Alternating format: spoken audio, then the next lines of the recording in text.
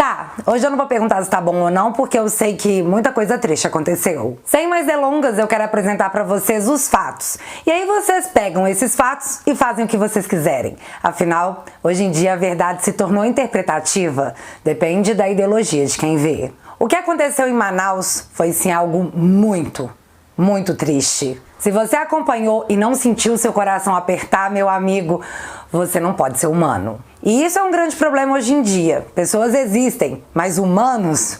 Bom, a gente começou a ser extinto. Enfim, vamos falar de Manaus. O que tá rolando por lá não começou no ano passado, nem mês passado, muito menos na semana passada. Eu até poderia voltar muito no tempo, mas em 2019, que eu posso chamar de passado recente, a pintura já estava pronta. Era só emoldurar. 8 de agosto de 2019. Superlotação, falta de remédios e insumos básicos. Maior hospital do Amazonas protagoniza crise na saúde pública.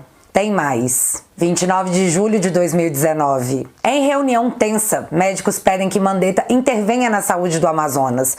Ministro disse ter muita apreensão com a situação do estado. Porém, tal intervenção foi negada, pois foram alegadas implicações políticas muito graves. E não custa lembrar das recomendações do então ministro, o próprio Mandetta.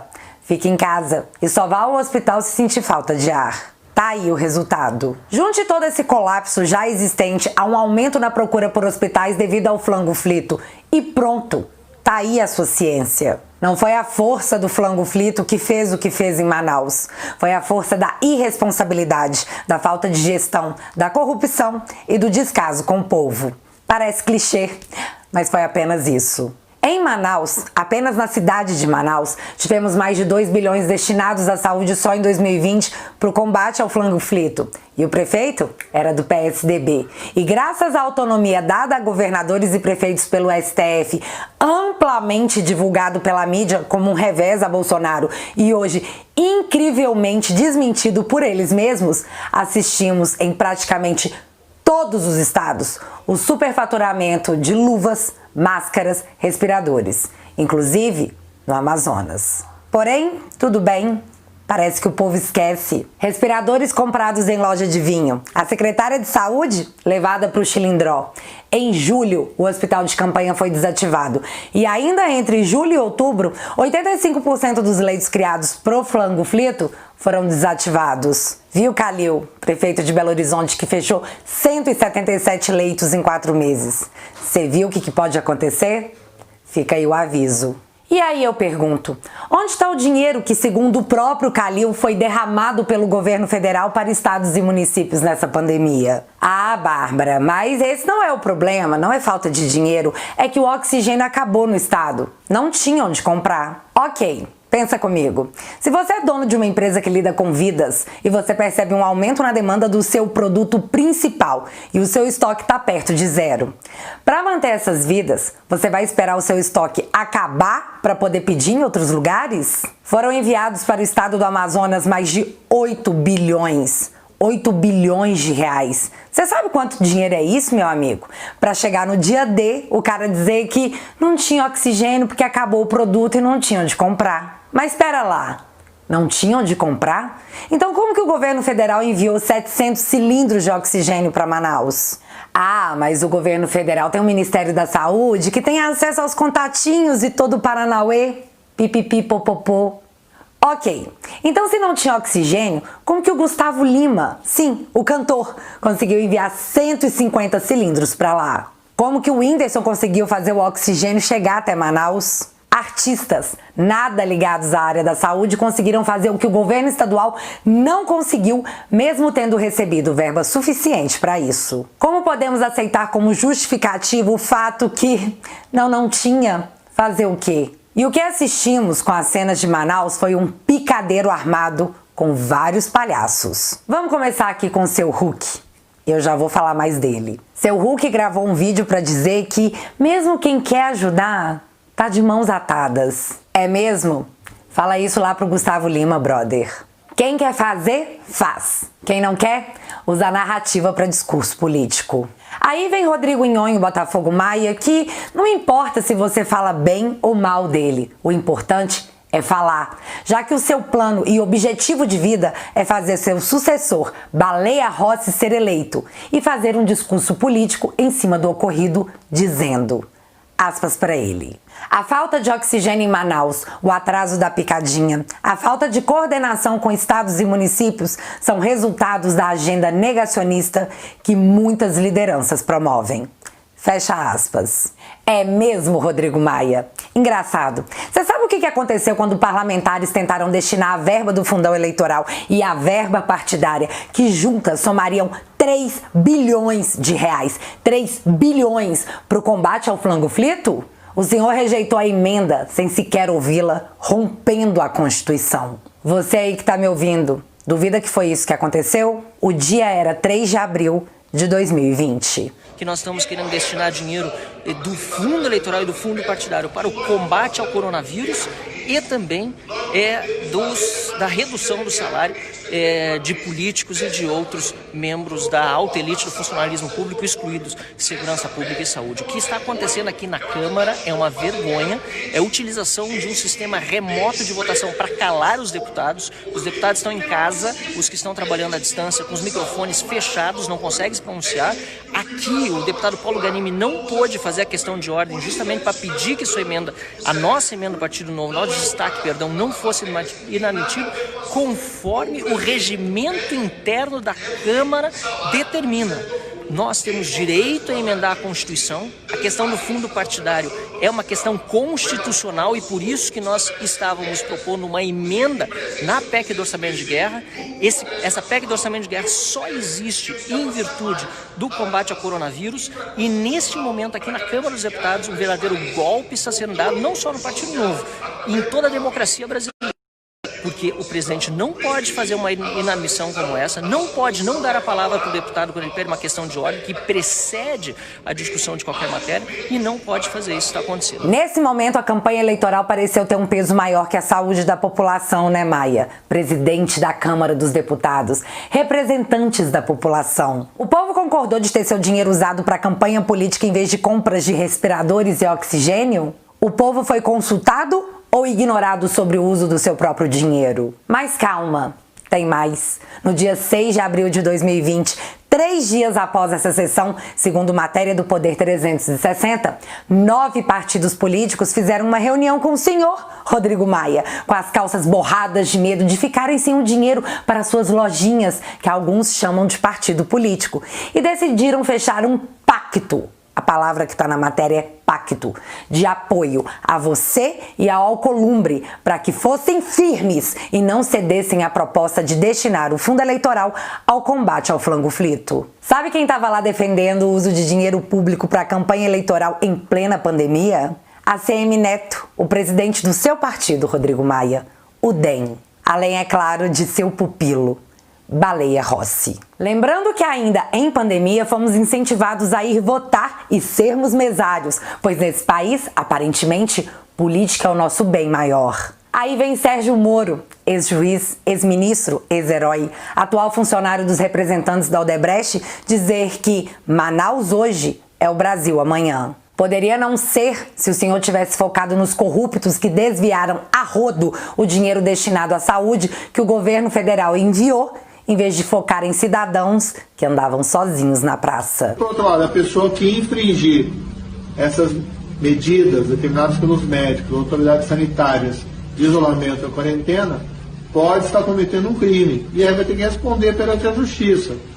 podendo até ter que cumprir uma pena de prisão. Mas é tudo uma questão de prioridade. Mas engraçado, o senhor, seu Moro, fez questão de bater palma pro anúncio com falsos resultados do seu Dória sobre a picadinha. O senhor apareceu lá no Twitter e lacrou. Foi sensacional. Porém, quando a verdadeira eficácia da picada foi revelada, o senhor sumiu e achou melhor fingir demência, né? Sim, a gente percebeu. E agora, você volta com frase de efeito no Twitter, porque o importante é surfar a onda midiática. Sabe tipo quem? Tipo o próprio Dória, que também após o decepcionante anúncio real feito pelo Butantan sobre o seu produto, deu uma sumida. Dória estava escondido debaixo da cama comendo fandangos quando alguém deve ter falado pra ele: Sai daí, Dória. O bicho tá pegando lá em Manaus.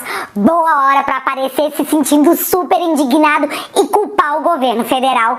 Vem, sai daí, seja homem. E assim ele fez. Surgiu uma coletiva parecendo um homenzinho valente e corajoso, culpando o governo federal por tudo o que estava acontecendo, espremendo o caldo da narrativa política na busca pelo poder. Afinal, o foco não era mais o senhor, seu ditadória. Era Manaus. Boa hora para colocar a cara no sol depois de aumentar tudo quanto é imposto em São Paulo, após retirar dinheiro do aposentado através do aumento da contribuição previdenciária, após tentar aumentar o ICMS para comida e produtos hospitalares, após o falso anúncio da eficácia da sua picadinha. O povo no Brasil é desmemoriado. Isso tudo aconteceu semana passada. Tempo demais. Longe demais. Vamos falar de Manaus. Deixa eu bater aqui o meu celular ultra top na mesa para demonstrar para quem estiver vendo o quanto eu tô muito revoltos com tudo isso. Sujeito homem demais. A questão é que a Folha noticiou na sexta-feira, dia 15, que a falta de oxigênio também tirou a vida de pessoas no litoral norte de São Paulo. O senhor contesta isso, gestor? Então fale com a Folha. Eu tô aqui só lendo a matéria. Mas o curioso é que isso não virou repercussão nacional, não teve celular quebrado em coletiva. O motivo poderia ser o fato que algo assim amplamente divulgado pela imprensa poderia queimar seu filme, né, gestor? E o senhor, aparentemente, é um candidato a 2022. Em nada tal repercussão prejudicaria Bolsonaro. Muito pelo contrário. Só que isso aí é só uma suposição da minha parte. E aí voltamos ao ponto de Manaus, onde políticos e eleitores que até hoje não conseguiram aceitar o resultado das urnas enxergam em qualquer lugar uma oportunidade para abrir um processo de impeachment contra um presidente eleito de fato, simplesmente porque é o que eles querem. Isso sim é o verdadeiro negacionismo da democracia. Ao tentarem culpar o presidente Bolsonaro por tudo que está acontecendo, eles eximem da culpa os verdadeiros responsáveis, os protegem. E adivinha, já que eles não são pegos, não são apontados, não são acusados, eles continuarão agindo, continuarão fazendo mais do mesmo. Isso nem de longe é justiça, isso é política, nua e crua. Fatos não importam, desvios apurados não interessam, respiradores comprados em loja de vinho são irrelevantes, secretários de saúde presos são só um detalhe.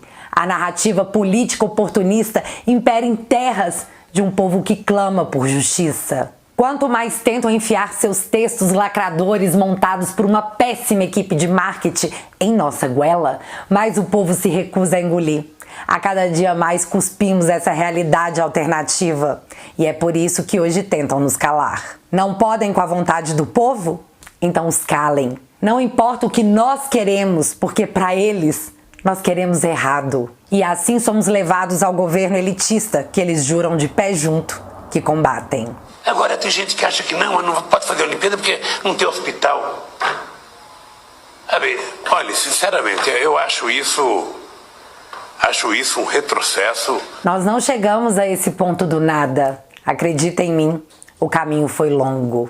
Porém, não cairemos mais nessa. Eles gritam, mas gritamos mais alto. São os políticos contra nós. Que Deus nos ajude. Que Jesus interceda por Manaus. Considerações feitas? Deixa eu falar de outro possível presidenciável.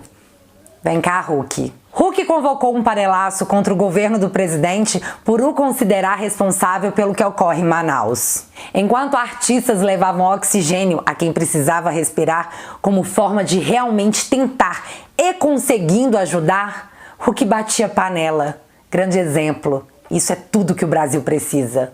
Após sua hipocrisia ser exposta, ele acabou postando uma foto também contribuindo, mas ainda não divulgou o vídeo batendo panela. Mas o que eu queria mesmo saber é onde estava o seu Huck quando a Petrobras foi saqueada. Ele fez panelaço quando hospitais superfaturados de campanha foram erguidos e pouco tempo depois desmontados sem uso? Onde estava a convocação para panelaço quando Aécio Neves, Aecinho, que aparece em muitas fotos abraçado com seu Huck, que foi pego em gravação pedindo 2 milhões para a JBS. Isso não é solidariedade ou empatia.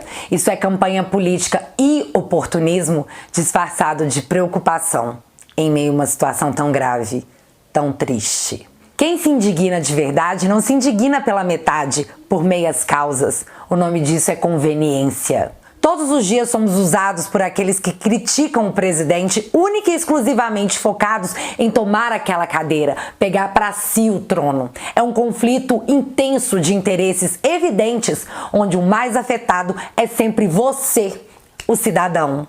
E eu não sei você, mas eu não consigo confiar e nem ter empatia por quem manda o povão se trancar em casa e vai para uma praia deserta, super cara, com a sua esposa, porque sim, ele pode pagar. Eu já falei isso aqui antes e eu vou repetir. Aparentemente, hoje em dia, o dinheiro compra sim a liberdade. E pode ser que seu Hulk bata assim panela para tentar retirar da cadeira o homem que ocupa o posto que ele almeja para si. Mas seu Hulk mora numa mansão, muito longe do povo. Se ele bateu panela, você não ouviu. Vamos torcer para ele ter filmado e ter a coragem de colocar o registro na internet para você, pobre, poder acompanhar mais esse ato político disfarçado de indignação. E não, essa não é uma verdade absoluta. Essa é a minha opinião de cidadã que, para desespero de muitos, não acredita em tudo que sai na grande mídia. Ainda mais quando somos avisados que um governador presidenciável diminuiu gastos com a saúde para aumentar 70% o gasto com a sua comunicação. E não, eu não estou insinuando nada. Eu estou apenas relatando um fato. Eles gritam que representam o povo, mas não têm coragem de entrar num avião com esse mesmo povo que dizem representar. Se escondem atrás de seguranças que possuem condições de protegê-los. Porém, essa mesma proteção ao cidadão é negada. Ao que parece, a vida deles é mais valiosa que a sua. Políticos que pegam o alto-falante se colocam como representantes da população. Venham para o meio do povo e vamos, enfim, tirar a prova de quem está mentindo. Nós ou vocês.